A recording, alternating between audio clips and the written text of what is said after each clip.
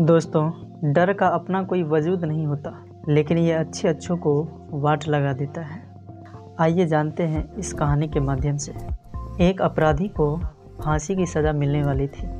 राजा उस अपराधी को 2 विकल्प देता है। पहला विकल्प ये था कि फांसी में लटक कर मरना, और दूसरा विकल्प था कि गुप्त दरवाजे के उस पार जाना।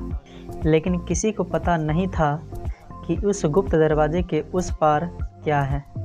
अपराधी ये सोचकर ही डर जाता है कि उस गुप्त दरवाजे के उस पार क्या होगा। उसने सोचा, क्या पता उस पार जंगली जानवर हो सकते हैं, जहरीले सांप हो सकते हैं। इस डर की वजह से उसने इस दोनों विकल्प में से फांसी पर लटक कर मरने का विकल्प चुना। उस अपराधी को सज़ा के लिए ले जाते हैं। जैसे ही उसे फांसी होने वाली थी, उसके मन में प्रश्न उठा कि उस गुप्त दरवाजे के पीछे क्या है। उसने राजा से पूछा कि आखिर उस गुप्त दरवाजे के पीछे क्या है।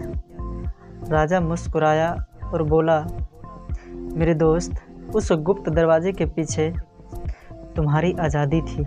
हम हर कैदी को मरने से पहले ये विकल्प देते हैं, लेकिन इस डर से कि उस गुप्त दरवाजे के पार क्या होगा, हर अपराधी फांसी ही चुनता है। और तुमने भी ठीक वैसा ही किया।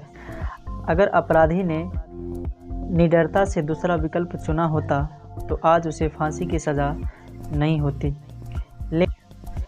लेकिन उसके डर ने उसे आगे बढ़ने नहीं दिया।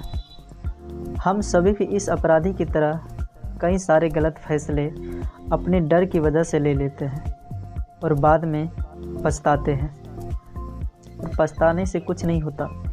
इसलिए हमें किसी भी समस्या का समाधान डर कर नहीं, लेकिन निडरता के साथ करना चाहिए। डर की वजह से हम अपनी ज़िंदगी के कई सारे अच्छे मौके गंवा देते हैं, और यही डर हमें आगे बढ़ने नहीं देता। एक इंसान को अक्सर असफलताओं का डर, कुछ खोने का डर, मृत्यु का डर जीवन में कभी भी आगे बढ़ने नहीं देता। इसलिए हमें डर कर नहीं, बल्कि निडरता से ज़िंदगी में आगे बढ़ते रहना चाहिए। हमें कठिन से कठिन समस्याओं का हल डर कर नहीं, डट कर करना चाहिए।